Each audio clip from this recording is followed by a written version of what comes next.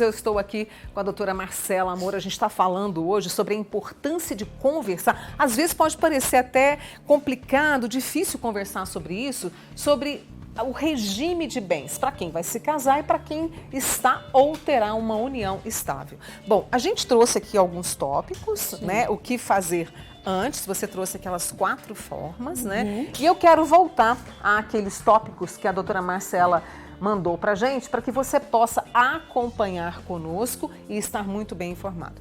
Nunca assinei um papel, então não estou vivendo uma união estável? Só para a gente reforçar isso. Nem sempre. Nem sempre, Mônica? né, Marcela? É preciso que você esteja atento que talvez os requisitos da união estável estejam configurados, que é a coabitação, né, a união estável, pública, contínua. Então, se está já vivendo como uma família, já está vivendo uma união estável, e se você não fez um planejamento antes, né, não assinou um documento resguardando os bens, está incidindo o regime da comunhão parcial de bens, ou seja, tudo que foi adquirido dali em diante é patrimônio dos dois, então tem que ser partilhado com o fim desse relacionamento. Daqui a pouquinho eu volto com a doutora Marcela falando sobre isso. Deixa eu trazer a pergunta de uma telespectadora. Na comunhão parcial de bens, né, o cônjuge tem direito à herança do outro? É uma dúvida muito comum, né, Marcela? Sim, na verdade, Mônica, é o seguinte, quando a gente fala da morte, nós temos o patrimônio da pessoa, ela fica dividido em 2 tipos. Nós temos o patrimônio comum, que ela construiu junto com quem ela estava, né, que nós chamamos o patrimônio sujeito à meação, a gente fala. Então, essa pessoa tem direito à metade do patrimônio comum. E o patrimônio que era particular da pessoa que faleceu, ou seja, que ela já tinha antes, que era só dela, que ela recebeu de herança na comunhão parcial, o cônjuge entra como herdeiro, então ele tem sim direito à herança. E o que é essa herança? Ele vai ter direito a um percentual concorrendo com os filhos. Então, vamos supor que a pessoa tenha 2 filhos, né? Então, esse cônjuge vai ter direito a 1/3.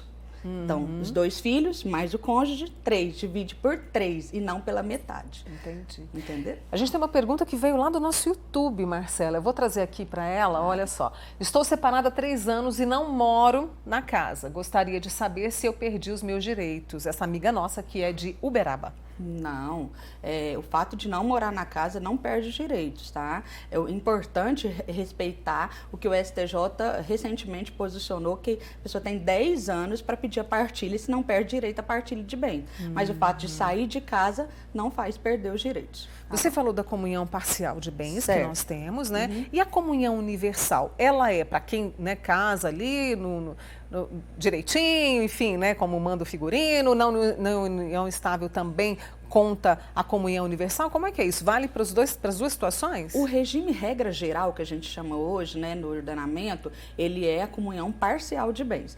Então, se você vai casar e você não faz nenhum planejamento matrimonial, né? Ou está vivendo em união estável com uma pessoa, não fez nenhum planejamento, não assinou nenhum documento, o regime que está valendo é a comunhão parcial.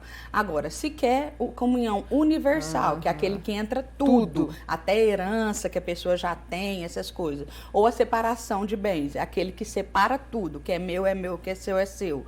Ou a participação final nos aquestos, que é um regime pouco conhecido, mas ele faz uma participação de acréscimos patrimoniais que a pessoa tem ao longo do relacionamento. Qualquer um desses 3 regimes demanda a assinatura de um documento, que a gente chama no casamento de pacto antenupcial. E na união estável é a escritura pública de união estável. Entendi. Ambos feitos em cartório. Ambos feitos em cartório. E você percebe que a maioria, às vezes não... As pessoas nem sabem, Mônica, como funcionam os regimes. Vou te dar um exemplo. Por exemplo, a comunhão parcial. Muita gente acha assim, comunhão parcial é o que eu casei, depois que eu casei, o que eu vivo em união estável, eu tenho que dividir metade. Tudo bem. Ok, mas você tem uma herança, uma casa que você recebeu de herança da sua mãe. Essa casa, a casa em si, ela é patrimônio só da pessoa na comunhão parcial. Só que as valorizações, as benfeitorias feitas na constância do relacionamento são dos dois. E às vezes tem que partilhar isso, e aí é o motivo da discussão. Da discussão, né? Certo? Outras dúvidas que temos aqui, que a doutora Marcela mandou pra gente, eu gostei daquela ali, olha, já sou casado, né, ou vivo em união estável. Posso alterar esse regime de bens? É possível fazer isso? É possível fazer na constância do relacionamento, mas é preciso um processo judicial, tá? Onde ambos têm que concordar com essa alteração de regime, assinar um documento, apresentar esse documento para o juiz. E assim o juiz vai autorizar a alteração de regime. E hoje o STJ já determinou que essa alteração de regime ela não retroage. O que ela não retroage? Tá. Então eu fiquei casada aí 8 anos, comunhão parcial. E agora alterei para separação total. Então, esses 8 anos, comunhão parcial. A separação só vai ser dali em diante, para o patrimônio da alteração em diante. Então, por isso que é muito importante o planejamento. E aí as pessoas ficam pensando assim, puxa, mas parece que eu não estou confiando no meu parceiro, na minha parceira. Mas é justamente aí que está a confiança, a gente pode dizer? Eu costumo dizer, Mônica, que é preciso essa abertura no relacionamento, porque eventualmente as pessoas vão ter que falar disso.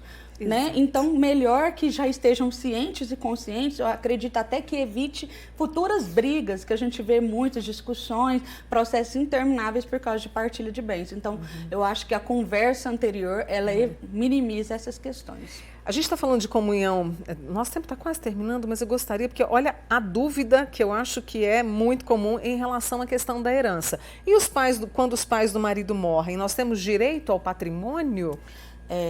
Bom, os pais do marido morrem e o marido já morreu, é isso? Eu acredito que ela queira perguntar eu isso. Acho que isso. Que o marido é pré-morto, né? O marido já morreu. Isso. Aí não. Nesse caso, não. Tá bom?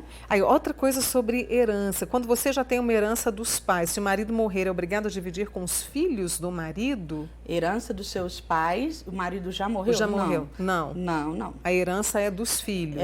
A herança é só dos filhos, isso. Muito bem. Certinho. E aí é importante isso, então, conversar, estabelecer, para termos uma conversa civilizada, caso o relacionamento acabe. Conversar, esclarecer as dúvidas, procurar um advogado especialista para se orientar e evitar futuros problemas. Marcela, que alegria ter você aqui, viu? Porque a informação é tudo, sempre, né? Mônica. Muito obrigada, viu? Boa semana para você, viu? Obrigada. Feliz 2023 para todo mundo.